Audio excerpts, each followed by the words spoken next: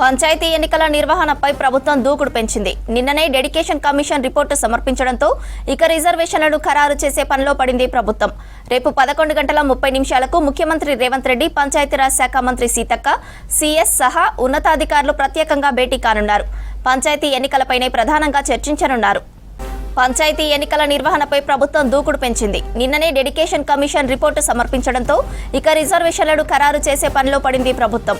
రేపు 11:30 ముఖ్యమంత్రి రేవంత్ రెడ్డి, పంచాయతీరాజ్ శాఖ మంత్రి సీతక్క, సీఎస్ సహా ఉన్నతాధికారులు ప్రత్యేకంగా భేటీ కానున్నారు. పంచాయతీ ఎన్నికలపైనే ప్రధానంగా చర్చించనున్నారు. ఇదే విషయానికి సంబంధించి మరింత సమాచారం యాదగిరి అందిస్తారు. యాదగిరి, రేపు సీఎం సీతక్క కీలక భేటీ కానున్నట్లు తెలుస్తోంది. వివరాలేంటి? శ్రవంతి, ఇప్పటికే ఈ పంచాయతీరాజ్ శాఖ ఎన్నికలకు సంబంధించి స్థానిక సంస్థలు ఎన్నికలు ఎప్పుడెప్పుడు ఉంటాయని చెప్పేసి అందరూ కూడా ఎదురు చూస్తున్నారు. సో ప్రజలు తర్వాత ప్రజాప్రతినిధులు కూడా దీని మీదనే ఎక్కడ చూసినా దీని మీదనే చర్చ జరుగుతుంది. వాస్తవానికి ఈ సర్పంచ్ ఎన్నికలు గడువు ముగిసి ఏడాది అయిపోతుంది. సో ఇప్పుడు అప్పుడు అంటూ చెప్పి ఎప్పుడు నిర్వహిస్తారా, ప్రభుత్వం నుంచి ఎప్పుడు ప్రకటన వస్తుందా అని చెప్పేసి చాలా మంది కూడా ఆశావాదులు ఎదురు చూస్తున్నారు.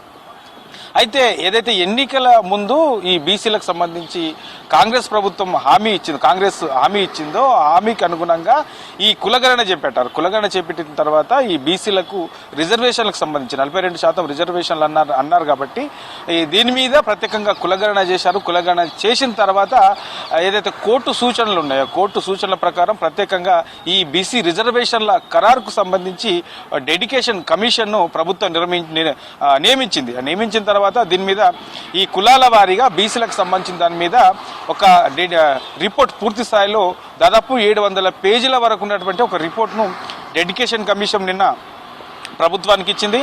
సిఎస్ శాంతి కుమార్కి నిన్న రిపోర్ట్ అందిన తర్వాత సీఎం రేవంత్ రెడ్డితో దీన్ని చర్చించారు. ఆ చర్చించిన తర్వాత దీన్ని ఎట్లా ముందుకెళ్ళాలి, మరి ఏంటి రిజర్వేషన్లు అంటే ఇప్పుడు మనము ఏదైతే హామీ ఇచ్చామో హామీ ప్రకారం అమలు చేసుకుంటూ వెళ్ళాలా, లేదంటే కోర్టులో ఉన్నటువంటి ఏదైతే నియమ నిబంధనలు ఉన్నాయో ఆ నిబంధనల ప్రకారం మరి ఈ 50% దాటొద్దని కూడా ఉండదు. మరి దీన్ని ఎట్లా మనం అధిగమించి ముందుకెళ్లే అవకాశం ఉంటుంది?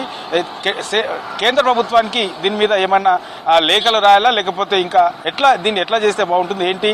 ఒకవేళ మరి ఇప్పుడు స్థానిక సంస్థల ఎన్నికలు ఇప్పటికిప్పుడు కనుక నిర్వహిస్తే ఈ 2-3 రోజుల్లో కనుక మనం నోటిఫికేషన్ కనుక ఇవ్వగలిగితే మరి ఎట్లా బీసీలకు ఇవ్వాల్సినటువంటి రిజర్వేషన్లు ఎట్లా ఇద్దాము? ఇట్లా పార్టీ పరంగా ఇస్తే బాగుంటుందా, లేకపోతే ఇంకెట్లా ఏంటి అనే దాని మీద రేపు సీఎం రేవంత్ రెడ్డి అధ్యక్షతన కమాండ్ కంట్రోల్ సెంటర్లో ప్రత్యేకంగా ఈ పంచాయతీరాజ్ శాఖ అధికారులతో సీఎం రేవంత్ రెడ్డి ప్రత్యేకంగా సమావేశం కాబోతున్నారు. అయితే ఇందులో ఆ శాఖకు సంబంధించినటువంటి మంత్రి సీతక్కతో పాటు సిఎస్ శాంతికుమారి, తర్వాత ఈ పంచాయతీరాజ్ శాఖకు సంబంధించినటువంటి అధికారులు ఈ సమీక్షలో పాల్గొనున్నారు. అయితే రేపు నిర్వహించే ఈ సమీక్షలో ప్రధానంగా ఈ పంచాయతీరాజ్ ఎన్నికలకు సంబంధించి తర్వాత ఈ బీసీలకు